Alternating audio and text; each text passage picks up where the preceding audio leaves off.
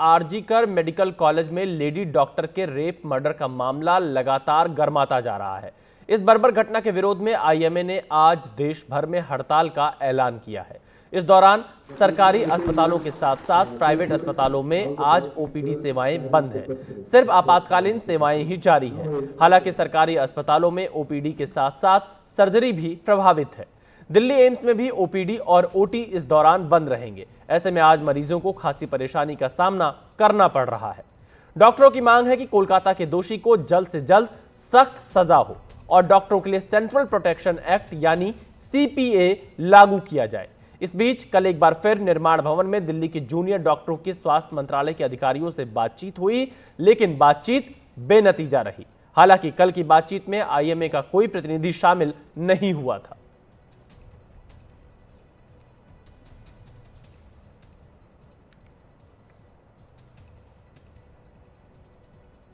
तो देखिए, आईएमए आज हड़ताल पर है। सरकारी अस्पतालों के साथ साथ प्राइवेट अस्पतालों में भी हड़ताल का असर दिखाई दे रहा है। हमारे दो संवाददाता इस वक्त हमारे साथ जुड़ चुके हैं। मनीष कुमार हमारे साथ जुड़ चुके हैं कोलकाता से और रवीश रंजन शुक्ला भी इस वक्त हमारे साथ दिल्ली से जुड़ चुके हैं। सबसे पहले मनीष, मैं आपसे जानना चाहूंगा कोलकाता में अभी कैसे हालात हैं और ये मुद्दा लगातार आगे बढ़ता जा रहा है और अब आईएमए के जो डॉक्टर हैं वो ये मांग कर रहे हैं कि सीपीए लागू हो, डॉक्टरों की सुरक्षा सुनिश्चित की जाए और दोषियों को जल्द से जल्द सख्त सजा मिले।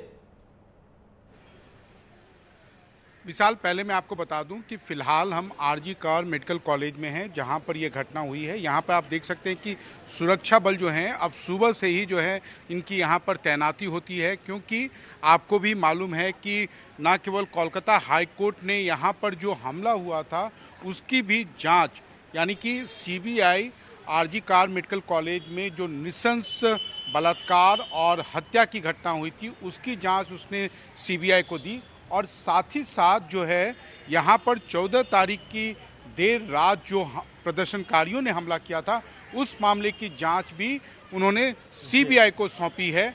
और साथ ही साथ जैसा कि हमारे सहयोगी आशीष भार्गव बता रहे थे कि सुप्रीम कोर्ट में भी एक याचिका दायर हुई है जिसमें ये कहा गया है कि यहाँ पर जो अर्धसैनिक बलों के जवानों को तैनात किया जाए, क्योंकि जो पुलिस बल की मौजूदगी में या यहाँ पर जो प्राइवेट सिक्योरिटी गार्ड हैं उनकी मौजूदगी में जो इमरजेंसी वार्ड है, इमरजेंसी वार्ड में हमला हुआ, यहाँ पर जमकर तोड़फोड़ की घटना हुई, वैसे में उन्हें भरोसा नहीं कि कोलकाता पुलिस उन्हें भविष्य में भी सुरक्षा दे पाएगी। हालांकि इस हमले के सिलसिले में 26 लोगों को गिरफ्तार किया गया है। उनकी बाकायदा उनका देखा जा रहा है कि क्या उनकी राजनीतिक पृष्ठभूमि है और साथ ही साथ यह देखा जा रहा है कि ये कोई सुनियोजित साजिश का तो परिणाम नहीं था, यानी कि कोई कंसर्टेड या एक तरह से लोगों ने जानबूझकर तो ऐसा हमला नहीं किया था कि पुलिस जो है उनके ऊपर फायरिंग करे। हालांकि उस रात पुलिस ने नियंत्रण रखा था, टीयर गैस के गोले छोड़े थे, लाठी चार्ज करके उस भीड़ को तीतर बीतर कर दिया था। लेकिन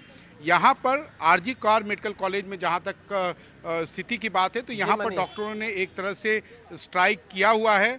विशाल, बिल्कुल मनीष, आप हमारे साथ बने रहिएगा। रवीश रंजन शुक्ला भी हमारे साथ जुड़ चुके हैं। रवीश, क्या स्वास्थ्य मंत्रालय के अधिकारी आईएमए के साथ कुछ बातचीत कर रहे हैं? क्या कोई रास्ता निकाला जाएगा कि हड़ताल खत्म हो और डॉक्टरों की जो मांग है उसे भी पूरा करने की तरफ कुछ आश्वासन मिल सकता है? जी बिल्कुल, कल देर शाम को स्वास्थ्य मंत्रालय के अधिकारियों के साथ में फोर्डा जो संगठन है उसके डॉक्टर्स के कमेटी के साथ में बैठक हुई, लेकिन 2 राउंड की बैठक के बाद ये बैठक जो है वो बेनतीजा रही। इस बैठक में सबसे प्रमुख डिमांड जो है वो डॉक्टर्स के संगठन का है कि आप जो सीपीए है यानी central protection act for doctors है इसको आप तुरंत लागू करिए, या आप लागू नहीं कर सकते हैं तो सरकार लिखित आश्वासन दे। तो अभी फिलहाल सरकार लिखित आश्वासन नहीं दे रही है। सरकार का ये कहना है कि इस पर एक कमेटी गठित की जाएगी और उस कमेटी में रेजिडेंट डॉक्टर के अलावा सीनियर डॉक्टर्स रहेंगे, कुछ मेडिकल के प्रोफेशनल्स रहेंगे और उसके साथ में स्वास्थ्य मंत्रालय के अधिकारी रहेंगे और वो इस कमेटी के जरिए एक रूपरेखा बनाएंगे कि किस तरीके से सीपीए पर आगे बढ़ना है। लेकिन डॉक्टर इस बात को मानने को तैयार नहीं है। उनका ये कहना है कि इसको तुरंत जो है वो लागू किया जाए। अब जहाँ तक बात रही कि बातचीत की, आज भी बातचीत हो सकती है, क्योंकि स्वास्थ्य मंत्रालय पहले ही बोल चुका है कि बातचीत के दरवाजे खुले हुए हैं। देखना है कि आईएमए की किस तरीके से बातचीत होती है, क्योंकि आईएमए जो है वो अब इन फोर्डा के साथ में, जो federation of resident doctor association है, उसके साथ में है।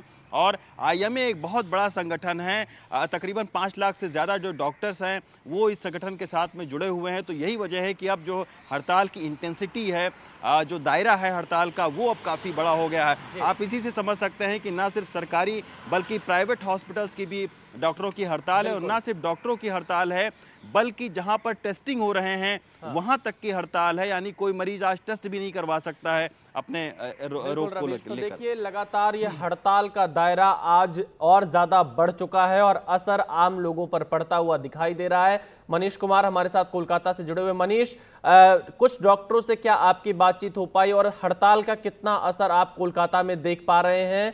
क्या ये हड़ताल जो जारी है इसमें प्राइवेट, सरकारी, जैसा भी रवीश रंजन ने जानकारी दी, और इसके अलावा जो लैब हैं वो भी एक तरह से हड़ताल पर हैं, इसका कितना असर आप कोलकाता में देख पा रहे हैं? देखिए, कोलकाता में जो इस हड़ताल का जहां तक असर का सवाल है, तो कोलकाता में इसका पूरा व्यापक असर है, ना केवल कोलकाता बल्कि पूरे बंगाल में। और बंगाल में जो डॉक्टर हैं, करीब पिछले 1 हफ्ते से ये पहले से आंदोलनरत हैं। कहीं ना कहीं इन्होंने अपने काम से अपने आप को, फिलहाल जो इमरजेंसी को छोड़कर उन्होंने काम से विड्रॉ किया हुआ था। तो ना केवल ये आरजी कार मेडिकल कॉलेज बल्कि अन्य मेडिकल कॉलेज में भी इसका काफ़ी ज़्यादा व्यापक असर पिछले दिनों भी देखने को मिला और आज भी देखने को मिलेगा।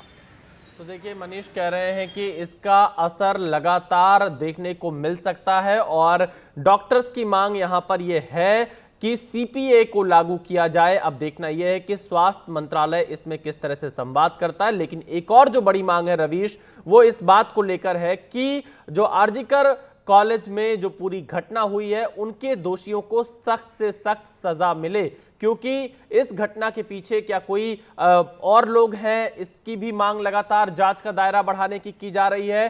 तो आपको क्या लगता है कि कब तक इन पर सख्त कार्रवाई की जा सकती है? पूरे मामले को लेकर कुछ और जानकारी मिल पा रही है?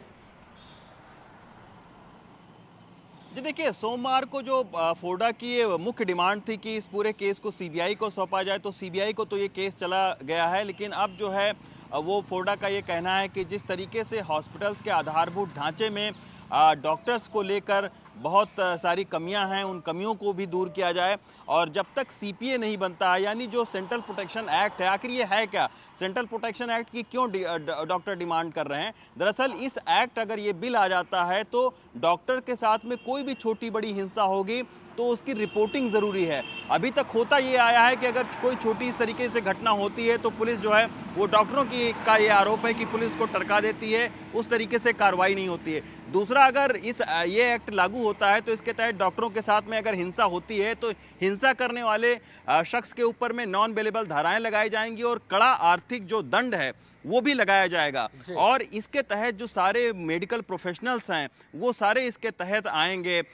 तो अब सरकार के सामने दुविधा ये है कि सरकार ये कह रही है कि ये डॉक्टर्स के लिए, मेडिकल प्रोफेशनल्स के लिए अलग से कोई बिल लाया जाए, या फिर एक बिल जो दूसरा है उसके साथ में इसको क्लब किया जाए, क्योंकि 2019 में इस बिल को संसद में प्रस्ताव किया गया था, उसकी कॉपियां भी लोगों को दी गई थी, सांसदों को, लेकिन उसके बाद ये बिल आगे नहीं बढ़ पाया, यानी इसको लोकसभा में पेश नहीं किया गया है। तो अब डॉक्टर्स की डिमांड है कि जब तक सरकार लिखित आश्वासन नहीं देती है इस बिल को लागू करने के लिए, तब तक वो इस हड़ताल को नहीं समाप्त करेंगे। और यही पर जो है मांग यहाँ पर आईएमए कर रही है सरकार की तरफ से सीपीए को लागू करने के लिए। मनीष और रवीश रंजन, आपने जानकारी दी, आप हमारे साथ जुड़े, इसके लिए शुक्रिया। आप आगे भी इस पर नजर बनाए रखिएगा।